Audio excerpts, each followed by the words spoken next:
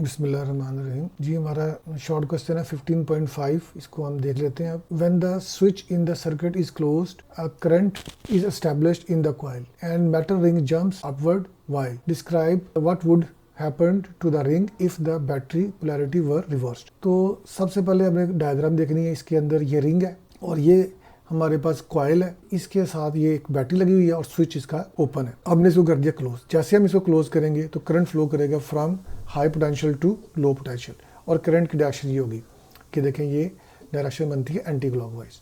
तो इस हिसाब से नॉर्थ पोल जो है वो नीचे आएगा, साउथ पोल ऊपर आएगा। अब चूंकि ये करंट चेंज हो रहा है, जीरो से आई करंट चेंज हो रहा है, तो फिर उससे क्या होगा, उससे ये होगा कि इसके अंदर जो है वो EMF इंड्यूस होगा और direction of the induce current ऐसी होगी कि जो कि इसको अपोज करेगी। ठीक है, यानी इसमें मैग्नेटिक फ्लक्स हम देख रहे हैं इंक्रीजिंग है, तो इसमें मैग्नेटिक फ्लक्स क्या होना चाहिए, डिक्रीजिंग होना चाहिए according to the Lenz law.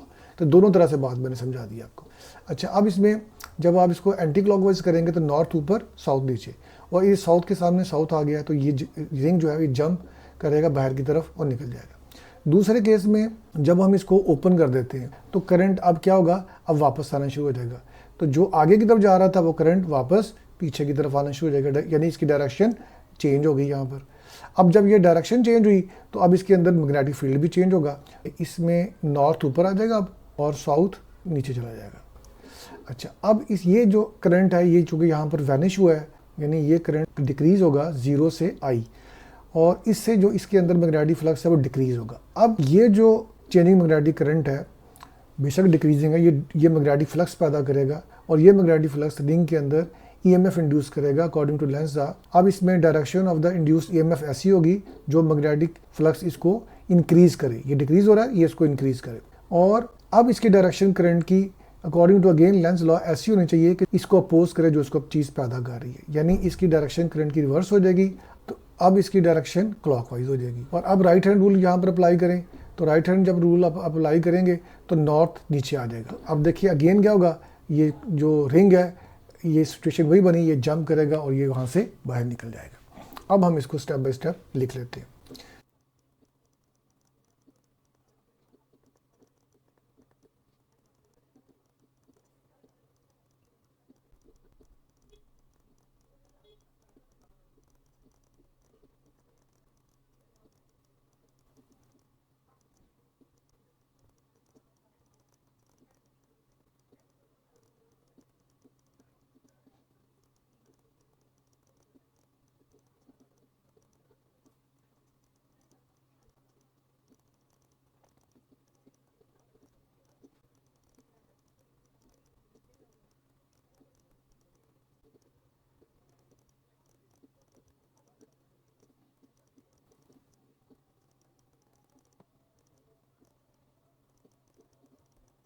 जी, तो ये सारी सूरत हाल हमने लिख दी है शॉर्ट करके। When switch is closed, current increases from zero to maximum value I, magnetic flux increases by right hand rule, direction of the magnetic field is shown S upward, so magnetic flux in the coil increases। अब magnetic flux increase करेगा according to Lenz's law। Induced EMF in the ring act to decrease the magnetic flux, so direction of the induced current is anti-clockwise, so by right hand rule south pole of the ring is downward, hence south pole repels south pole, so ring jumps upward, यानी south in front of south, ये वाली सूरत हाल बन जाती है। अब जब हम switch को हम कर देते हैं ओपन, फिर भी सेम यही वाली बात होगी।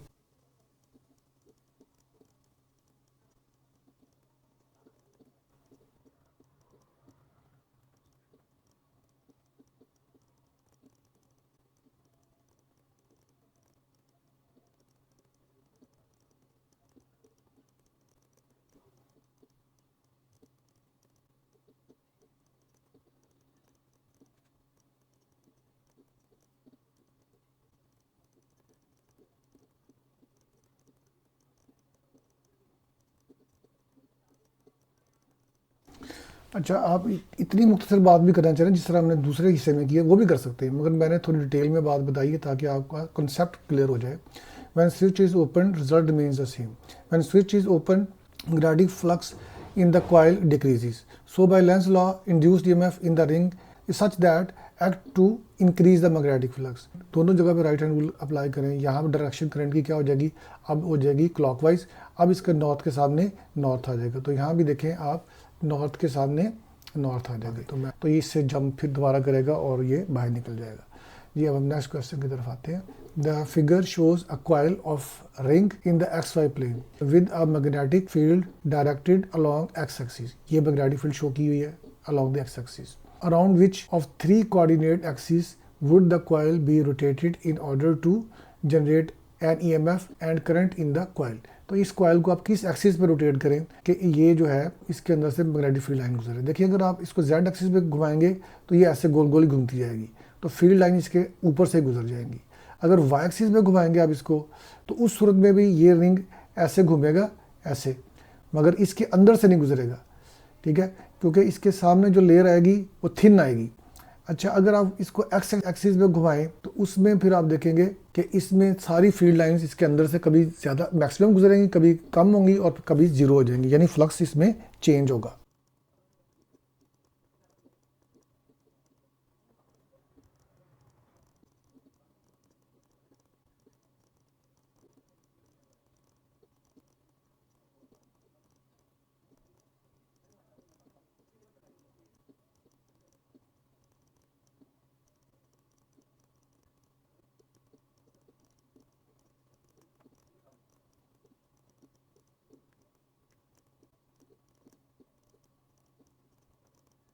In order to generate EMF and current in the coil, it must be rotated about x-axis.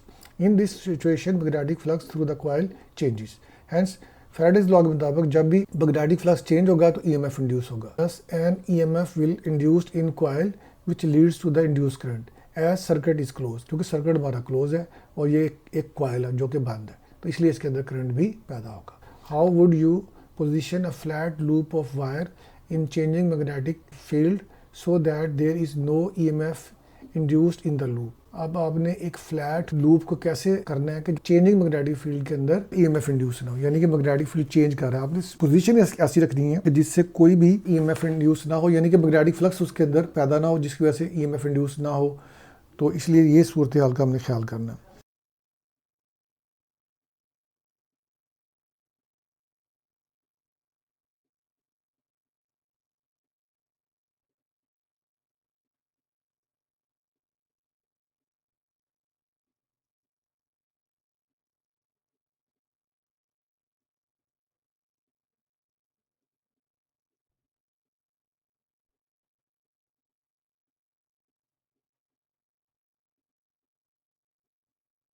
जी तो इसका आंसर ये बनता है कि if the plane of flat loop is parallel to the, यानी प्लेन ऑफ कॉइल समझ लें आप, या प्लेन ऑफ लूप, ये वाली चीज़ होती है इसकी, जो जैसे बुक को आप घुमाएं रोटेट करें तो इसका जो टॉप है जो एक सीधी सी लाइन है वो ये इसका प्लेन ऑफ द कॉइल है।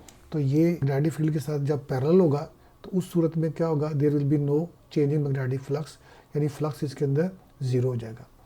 इवन नो फ्लक्स, यानी उसके अंदर फ्लक्स होगा ही नहीं, चेंज होना तो बात की बात है, फ्लक्स होगा ही नहीं उसके अंदर, फ्लक्स जीरो हो जाएगा उसके अंदर। इवन कि बहुत सारी फील्ड लाइंस भी गुजर रही हों, चूँकि यहाँ पर फील्ड चेंज कर रहा है, अगर इसको आप प्लेन ऑफ कॉइल को रखेंगे perpendicular to the magnetic field तो फिर इसके अंदर से फील्ड लाइंस खुद ब खुद, चूँकि फील्ड चेंज हो रहा है तो फिर EMF इंड्यूस हो जाएगा। तो इसलिए ये सिचुएशन है कि जिसके अंदर कोई फील्ड नहीं गुजरता और ये मैग्नेटिक फ्लक्स चेंज नहीं होता तो इसके अंदर EMF भी पैदा नहीं होता। तो ये हमारा आंसर है। नेक्स्ट क्वेश्चन की तरफ चलते हैं। क्वेश्चन है जी हमारे पास 15.9, in a certain region the earth's magnetic field points vertically downward when a plane flies due north which wing tip is positively charged. तो इसमें हम सबसे पहले डायग्राम बना लेते हैं। अब सिचुएशन के मुताबिक क्या हो रहा है कि एरोप्लेन आपका जा रहा है ड्यू नॉर्थ की तरफ जा रहा है जी, ये नॉर्थ की तरफ जा रहा है और मैग्नेटिक फील्ड जो है वो वर्टिकली डाउनवर्ड है, यानी मैग्नेटिक फील्ड की डायरेक्शन आप ये समझ लें कि जैसे magnetic field into the page होता है तो ये वर्टिकली डाउन हो गई। अब चूँकि एरोप्लेन एल्युमिनियम का बना होता है और कंडक्टर है बेसिकली, तो इसके अंदर चार्ज कैरियर्स होते हैं। अब ये चार्ज कैरियर चूँकि इसकी डायरेक्शन मोशन की किधर है, नॉर्थ की तरफ, तो ये फोर्स एक्सपीरियंस करते हैं magnetic force which is equal to QV cross B। अब राइट हैंड रूल यहाँ पर अप्लाई करेंगे। थंब को अगर रखें हम नॉर्थ की तरफ, मैग्नेटिक फील्ड यानी फिंगर्स को नीचे वर्टिकली डाउनवर्ड, तो पाम आपका बनेगा वेस्ट की तरफ। इसका मतलब चार्ज सारा मूव करेगा वेस्ट विंग की तरफ।